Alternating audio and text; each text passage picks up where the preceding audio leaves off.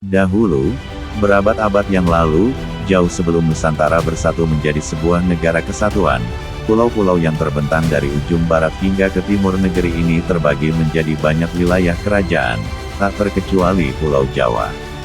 Sudah banyak kerajaan Jawa yang telah berhasil mengukir tinta emas, tak sedikit pula yang pada akhirnya harus tumbang sebelum sampai mencatatkan diri dalam sejarah peradaban negeri ini.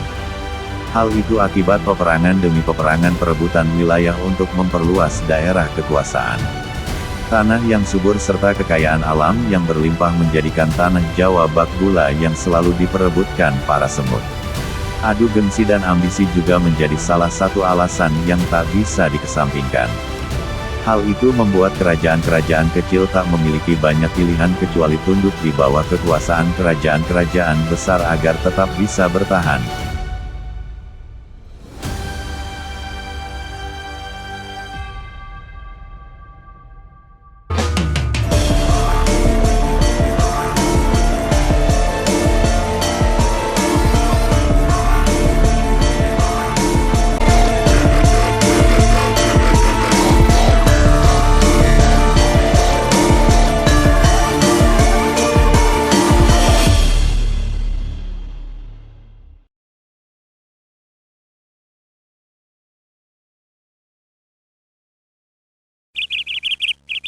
Di sebuah desa kecil yang asri dan damai jauh dari hiruk-pikuk aktivitas warga di pusat Kutaraja. Hantaman gada terdengar silih berganti di sebuah rumah berpekarangan luas di pinggiran desa. Teriknya sinar matahari serta panasnya tungku pembakaran besi tak menghalangi semangat para pekerja untuk terus menempa besi-besi itu guna mendapatkan senjata dengan kualitas terbaik. Kualitas senjata yang mereka buat memang telah tersohor di khalayak luas, bahkan istana. Senjata-senjata buatan Empu Geger membuat kerajaan Welirang cukup disegani di tanah Jawa. Gagahnya prajurit di medan perang, kecerdasan para panglima perangnya, ditambah dengan senjata-senjata hebat yang mereka gunakan sudah cukup membuat ciut nyali musuh meski sebenarnya Welirang bukanlah kerajaan besar. "Hei Parwan," kata seorang pria berambut putih dengan jenggot panjang berwarna senada di antara suara hantaman palu. "Iya Empu," jawab lelaki yang bernama Parwan. "Kemana sahabatmu yang satu itu? Kenapa belum kembali juga setelah pamit makan siang?" tanya Empu Geger. "Entahlah Empu, aku belum menjumpainya. Carilah dia, aku khawatir telah terjadi sesuatu dengannya." "Baik Empu," jawab Parwan lalu segera pergi mencari sahabatnya. Setelah mencari ke sana kemari, akhirnya Parwan menemukan sahabatnya. Saat itu ia melihat sahabatnya sedang tidur dengan nyaman di atas dahan pohon. Rupanya semilir angin, ditambah perut yang kenyang membuat pria itu terlena lalu tertidur di sana hingga lupa untuk kembali ke pekerjaannya. Parwan berjalan pelan-pelan mendekati pria itu. Parwan yang memang jahil, lalu menusuk pantat pria itu dengan ranting hingga ia terjatuh dari dahan pohon. Untungnya dahan itu tidak terlalu tinggi. Aduh, pekik pria itu sambil memegangi pinggangnya. Bukannya menolong Parwan malah menertawai sahabatnya yang sedang meringis kesakitan di tanah.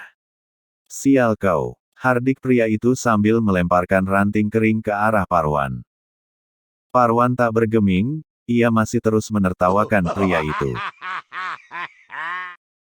"Hei Damar, teman-temanmu sedang sibuk bekerja dan kau malah enak-enakan tidur di sini," kata Parwan setelah puas menertawakan Damar. "Kau ini merusak mimpi indahku saja," jawab Damar kesal. "Kau masih memimpikannya gadis itu?"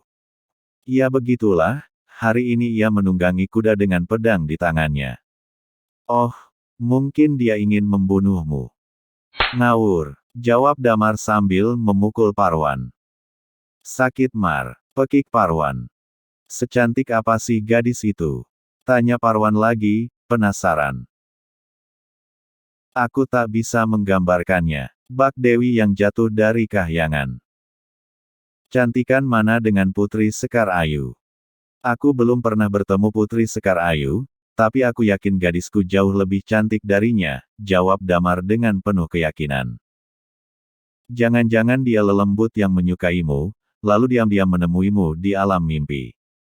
Hus, jangan menakutiku, kata Damar marah. Habisnya mimpimu itu aneh. Sudahlah, susah bicara dengan orang yang tak paham sepertimu. Loh, kok aku? Kau itu yang aneh, jawab Parwan kesal. Damar dan Parwan berjalan menuju tempat mereka bekerja. Sepanjang jalan Damar lebih banyak diam, ia memikirkan kembali perkataan Parwan. Benar juga kata Parwan, mana mungkin gadis secantik itu hidup di dunia nyata. Ada banyak gadis cantik di desanya, namun tak pernah ia menjumpai yang secantik gadis yang sering muncul di dalam mimpinya. Bagaimana jika memang ia bangsa lelembut yang sengaja mengganggunya di alam mimpi? Damar jadi merinding saat membayangkan hal itu. Selama beberapa bulan belakangan, Damar selalu bermimpi melihat seorang gadis yang belum pernah ia temui sebelumnya.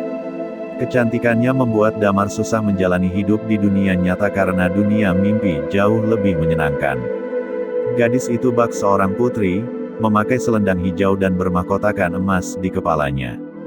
Jika biasanya seorang putri bangsawan menaiki kereta emas, gadis ini justru gemar menunggang kuda. Rambut panjangnya hitam berkilau diterpa sinar matahari, terurai diterpa angin di atas kuda yang ia tunggangi. Sorot matanya tajam namun tetap tersirat keanggunan pada dirinya. Kau tak mendengarkanku? Tanya Parwan membuyarkan lamunan Damar. Iya aku dengar, jawab Damar pura-pura. Padahal dari tadi ia tak paham apa yang dikatakan Parwan. Permisi anak muda, kata seorang kakek tua yang entah dari mana asalnya tiba-tiba sudah berdiri di hadapan Damar dan Parwan. Kau ini mengagetkanku saja Ki, kata Parwan spontan, lalu Damar memelototinya agar ia lebih sopan.